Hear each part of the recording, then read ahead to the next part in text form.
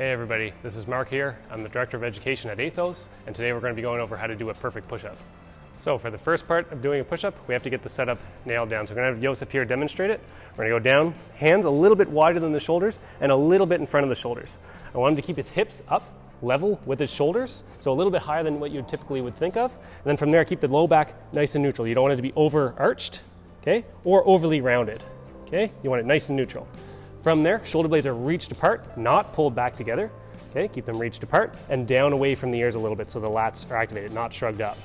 Okay, so that's your setup here. His hip flexors are active, his quads are active, core is strong, lats are strong, and he's ready to set himself up for a perfect push-up. So the next phase we're going to do is going to be the down phase of the push-up. Now that he has everything set up in proper position, the first part you're going to do here when you're going to go on the way down is get your shoulders away from your ears, get your lats primed. Then he's going to initiate the way down by pulling himself slightly forward and down at the same time, packing the lats as he goes, keeping the core nice and strong, pulling himself down in position, stopping right about there, and then coming back up.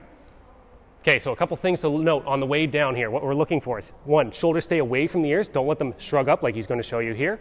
Okay, you want to resist that, so keep the shoulders down.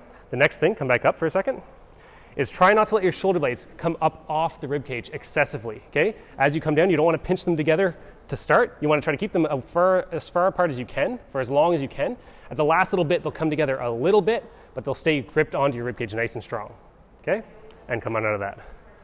Excellent, he's sweating there just doing that. And that's the downward phase. The next thing we're going to look at is the bottom position, or how to determine what the appropriate bottom position is going to be. When you're down here, you want to be able to keep the lats engaged, you want to be able to keep the mid back engaged and the shoulder blades ripped on to the body. If he goes down lower than this, what you'll notice is his lats shut off, he collapses down to the position, he actually loses a lot of tension in his chest, and he loads up the front of his shoulder instead. So you want to stay in the position where the chest is highly active, the back is highly active, and it should feel quite intense at that bottom position. Shoulder blades are fighting to stay gripped onto his body, and he's struggling there. He's working hard. He's a really fit guy, and he's working here, so come on out of that. Okay, and so for the last part of the push-up, we're going to look at the up phase, or the concentric phase of the push-up. If he set himself up on the way down and at the bottom position, the way up should be very natural and easy. He's just going to push into the ground and come slightly back, just a bit on the way up, just to get a little bit of upward rotation from the shoulder blades. So that way his shoulder blades are going to sit a little flatter on his back, and they're going to be set up appropriately for the next push-up. So let's take him through a whole push-up now. Pulling down, shoulders are away from the ears and flat. Then he's going to push himself up and slightly back. Perfect, excellent. Okay, so a couple common mistakes you might see in the push-up is going to be, one, elbow position. A lot of people are going to tend to flare their elbows out excessively or have a really wide stance in the grip. Ways you can correct this is, come back up to this start, go with wide hands. You'll notice when you do it from a wide hand position, your elbows are going to naturally flare out quite a bit. So the first thing you can do is just bring your hands in a little bit narrower to help correct that elbow position. Number two is, before you actually go to push up, pack your lats a little bit more. Imagine like you're pulling your elbows towards the back wall rather than out to the side. As a result, those lats are going to help keep your elbows pulled into the side. You're going to help maintain tension on the way down, and you're going to be set for a really strong push on the way up each time. Okay? You don't want to overcorrect though and pull your elbows right into your sides. You want to have a little bit of space in between the sides. So as they're coming down here, they'll let the elbows flare out to the sides too much. We want to keep them in fairly close to the sides, but not jammed right in against the sides. Both of those are going to feel weak, and you'll see he kind of collapses down when his elbows are too wide or when they're too narrow. Okay, so instead we'll do a perfect one here. About 45 degrees out to the side as you pull down, little space in between the armpit here, but not out to the side excessively. Nice and strong, and then press back up.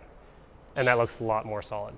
Okay, another common area that people will break down here is going to be at the lower back. Even if you have a good setup in the first part of the position, on the way down, a lot of people will tend to collapse in through here, or on the way up, they'll let their hips drop down towards the ground as they come back up. So in order to resist that, you have to maintain a really strong core position, keep that heavily engaged on the way down, during the pause, and especially on the way up.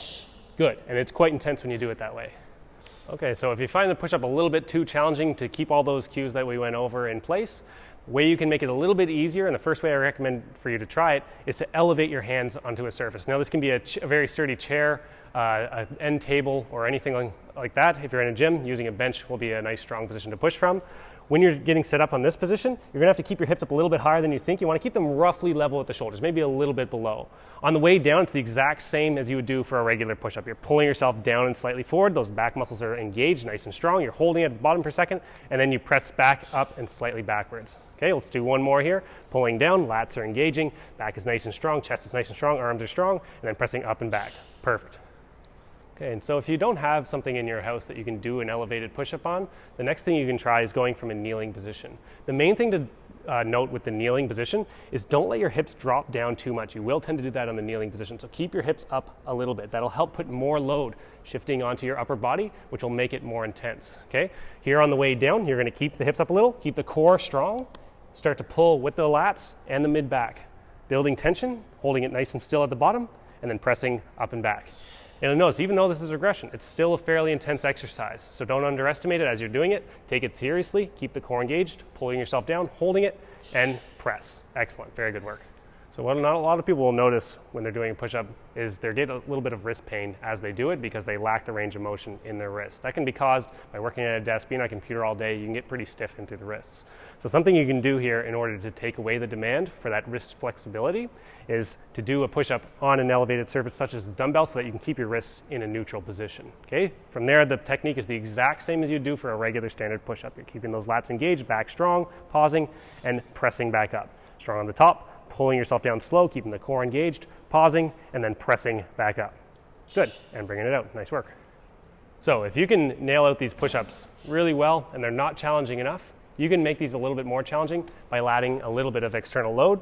So when you're adding this in, make sure you keep your hips up a little bit. You want to still feel the weight in contact with your low back, your mid back, and your hips at all times. That'll indicate that you're keeping a nice neutral spine as you're doing this. Pausing and then pressing.